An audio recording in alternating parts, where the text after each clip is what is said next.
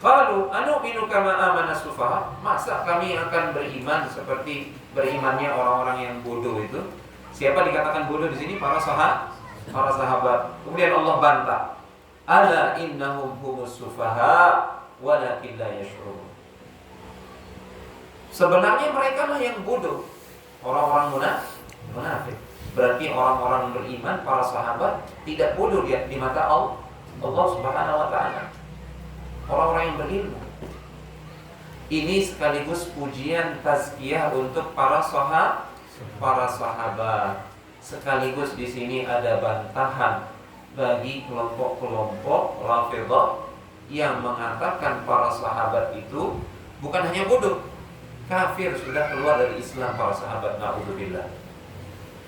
Di sini di ayat ini Allah bela para sahabat. Justru orang-orang yang mencela para sahabat itulah mereka orang yang bodoh. Ciri-ciri orang munafik. Makanya orang-orang Rafidhah itu orang-orang munafik jemaah sekalian. Karena mereka menghina, melaknat para sahabat. Abu Bakar, Umar dilaknat. Na'udzubillah. Nah, di sini Allah bela para sahabat. Wa idza laqul ladzina amanu qalu amanna. Kalau mereka ketemu dengan orang beriman, mereka mengaku kami beriman. Wa idza khalau ila syayatinihim, kalau mereka bertemu dengan setan-setan mereka. Siapa maksudnya setan-setan mereka di sini? Teman-teman mereka, orang yang terang-terangan kafir. Kelompok yang kedua tadi. Kalau mereka bertemu dengan orang-orang kafir itu, qalu inna ma'akum. Oh, kami masih sama seperti kalian. Innama nahnu mustahzi'un. Kami hanya sekedar mengolok-olok orang beriman itu.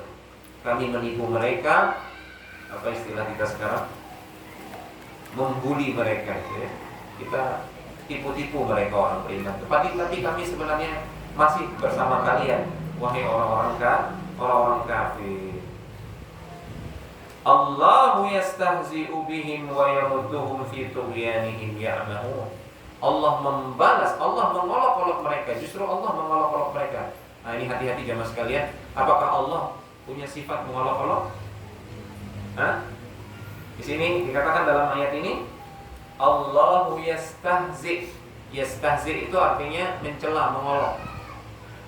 Allahu yastahzi'u bihim. Allah mengolok-olok mereka. Siapa? Orang munafik ini. Ya, kata para ulama, Allah membalas olokan mereka. Ya. Jadi Allah tidak mengolok-olok tanpa sebab. Ya. Ini justru sifat kesempurnaan jemaah sekalian. Mana yang lebih sempurna? Yang bisa membalas atau yang tidak bisa membalas? Mana yang lebih sempurna? Yang bisa membalas. Nah, di sini Allah mampu, maha kuasa membalas olokan-olokan mereka orang munafik itu. Ya, jadi mohon jangan disalahpahami. Allah itu ya tidak serta-merta mengolok-olok tanpa sebab. Allah itu membalas olokan musuh-musuhnya, yaitu orang kafir dan orang munafik. Ini maksud dari ayat ini, karena dikatakan di sini ayat yang ke-15, Allahu yastahzi'u bihim wa yumhilhum liyazdadu dhalalan wa hayratan wa taraddudan wa yujazihim ala istihza'ihim bil mu'minin. Ya, Allah membalas olokan mereka terhadap orang-orang beriman. Dan Allah yumhilhum. Ya, kenapa orang-orang munafik yang menghina syariat Allah tidak langsung dihukum, diadab oleh Allah? Di sini dikatakan yumhilhum. Allahu yumhilhum. Apa istilah kita? Dikasih pur. Diulur-ulur waktunya buat mereka. Tujuannya apa? Liyazdadu dhalalan, sehingga mereka bertambah sesat. wa taraddudan, bertambah mereka keraguannya mereka bertambah, dosa mereka bertambah, supaya nanti hukumannya itu dahsyat. Jadi jangan suudzon kepada Allah Subhanahu wa taala terkait orang-orang yang memusuhi Islam, orang-orang kafir, orang-orang munafik, kok hidup mereka itu hidup makmur begitu ya. Ya. Jangan suudzon kepada Allah. Allahu yumhilhum, Allah mengulur buat mereka, mengulur waktu buat mereka, liyazdadu isma, sehingga dosa mereka semakin bertambah. Kan mereka mengatakan begini ya mas sekalian, kami menghina nabi kalian, memusuhi nabi kalian, menghina orang-orang beriman, memusuhi Al-Quran, memusuhi orang-orang beriman. Mana adab Allah yang kalian janjikan itu? Kan mereka begitu ya. Ini mereka sombong. Nah, kesombongan mereka ini adalah tambahan dosa buat mereka, yang berarti itu adalah tambahan adab juga buat mereka nanti. Kemudian Allah mengatakan, Ulaika alladzina ishtaraw ad-dalalata bil huda fama rabihat tijaratuhum wa ma kanu muhtadin. Ulaika al-munafiqun, orang-orang munafik itu ba'u anfusahum, mereka sudah menjual diri mereka fi safqatin khasirah, dengan jual beli yang sangat murah. Ya, fa'akhadul kufra, mereka lebih memilih kekufuran, wa tarakul imana, meninggalkan keimanan, fama kasabu syai'an, tidak ada keuntungan yang mereka dapatkan sedikit pun, bal khasirul hidayah, bahkan mereka rugi, tidak dapat hidayah. Wa hadza huwal khusranul mubin, orang yang tidak dapat hidayah, inilah kerugian yang paling besar jemaah sekalian. Ini kerugian yang paling besar. Nah, alhamdulillah selesai kita halaman ini, yang bacakan beberapa fawaid dari halaman ini. Saya ambilkan dari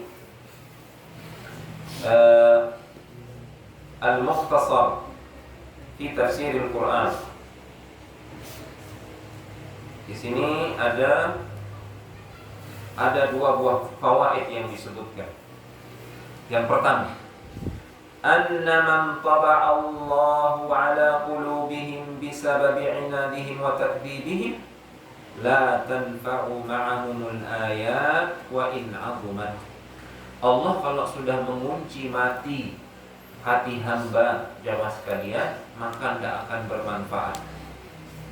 Sehebat-hebat bukti kita sodorkan di depannya, tidak akan bermanfaat. Sudah dikunci mati hatinya, tidak akan bisa menerima hidayah. Na'udzubillah. Jangan sampai kita seperti itu. Na'udzubillah. Apa penyebab hati itu dikunci jamaah sekalian? Penyebabnya adalah dosa yang menumpuk-numpuk. Di dalam sebuah hadis disebutkan, ya, setiap kali seorang hamba irtakaba al-ma'siyah nukitat fi qalbihi nuktatun sauda.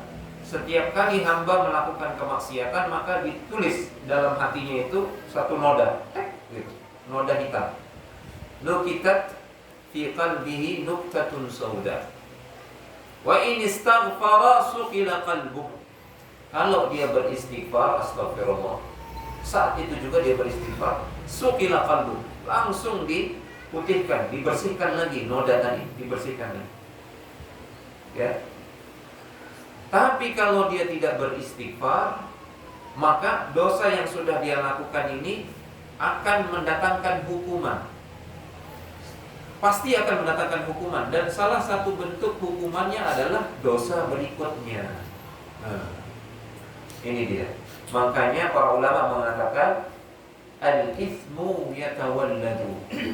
Dosa itu dia bisa beranak.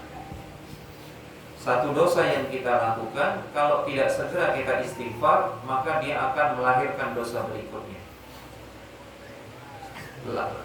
Lahir dosa berikutnya, tambah lagi nuktatun sauda, tambah lagi noda hitam. Tambah susah dia mau mengucapkan istighfar. Tambah lahir dosa berikutnya, tambah lagi noda hitam. Semakin susah dia untuk mau bertobat. Sampai hatinya hatta ya'luwa qalbahu fadzalika ar-ranul ladzi dzakara Allah tabaraka wa ta'ala fi kitabih. Kalla bal rana 'ala qulubihim ma kanu yaksibun. Sampai semakin banyak noda-noda hitam itu, semakin menumpuk berlapis-lapis. Itulah yang disebut dalam Al-Quran ar-ran. Ya, ar-ran, noda yang Allah campakkan di dalam hati hamba karena dosanya. Kalau dia sudah menumpuk berlapis-lapis, ada saatnya dia seperti karatan yang tidak bisa dibersihkan. Ada karatan yang bisa dibersihkan, dibakar dulu. Ada karatan yang tidak bisa dibersihkan, sudah rusak, tidak bisa diselamatkan lagi hati yang seperti ini. Nah, hati yang seperti inilah hati yang sudah dikunci, yang disebutkan dalam ayat-ayat yang tadi kita dibaca. Ini hati yang sudah dikunci. Ada hati orang kafir itu belum dikunci, makanya mereka bisa mendapatkan hidayah, masuk dia ke Islam. Ya. Oleh karena itu jamaah sekalian, apapun dosa yang kita lakukan, sebesar apapun, cepat, segera ucapkan astaghfirullah wa atubu ilaih. Astaghfirullah wa atubu. Ada tidak ada dosa kita, bahkan ucapkan itu setiap hari. Bahkan karena Nabi yang sudah dijamin diampuni dosanya yang terdahulu dan akan datang, beliau mengucapkan istighfar setiap hari tidak kurang dari 70 kali. Inni atubu ilallahi wa astaghfiru ilaihi fil yaumi akthar min 70 marratan. Atau kama qala alaihi salatu wassalam. Saya, kata Rasulullah SAW, dalam satu hari itu tidak kurang dari 70 kali saya istighfar kepada Allah Subhanahu wa taala. Ini Nabi ini. Nah, bagaimana dengan kita? Kemudian fawaid yang terakhir, inna ihmalallahi ta'ala lidh-dhalimin al-mukadzibin lam yakun an ghaflatin aw 'ajzin 'anhum. Ya, Allah memberikan nikmat kepada orang kafir, memberikan kemakmuran, kesehatan kepada orang-orang munafik, ya. Bukan Allah lupa, bukan Allah sengaja membiarkan begitu saja. Tidak.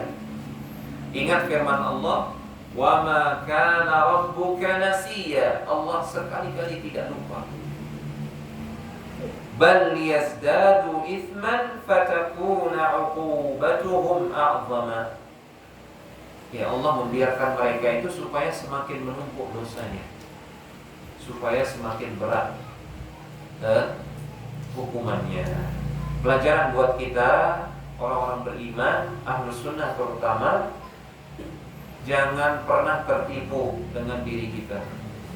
Kita melakukan kemaksiatan setiap hari, ternyata masih kita diberikan kesehatan, bahkan dikasih tambahan rizki oleh Allah.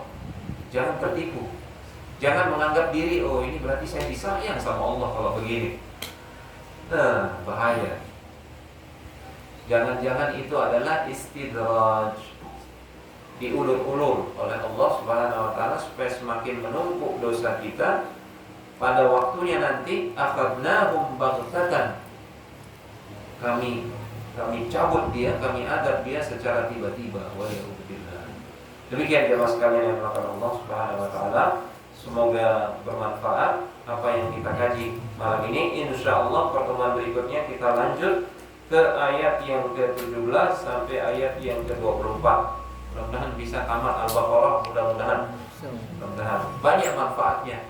Para sahabat itu, ya, saya ceritakan, Abdullah ibn Umar, ini ulamanya para sahabat, anaknya Umar bin Khattab.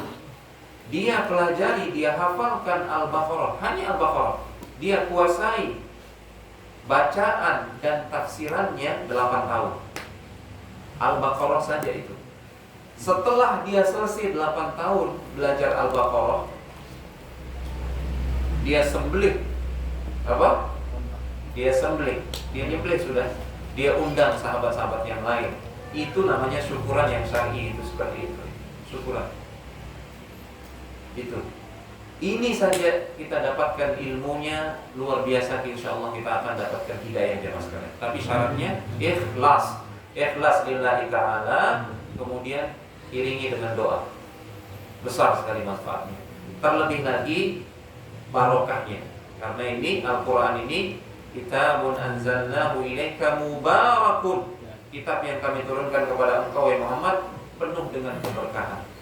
Penuh dengan keberkahan. Nah, kalau mau cari berkahnya Al-Quran, seperti ini cara kita. Mudah-mudahan Allah berikan kita keistiqomah. Hadza wa sallallahu ala nabiyina Muhammad wa ala alihi wa sahbihi wasallam wa akhiru da'wana alhamdulillahi rabbil alamin. Wassalamualaikum warahmatullahi wabarakatuh.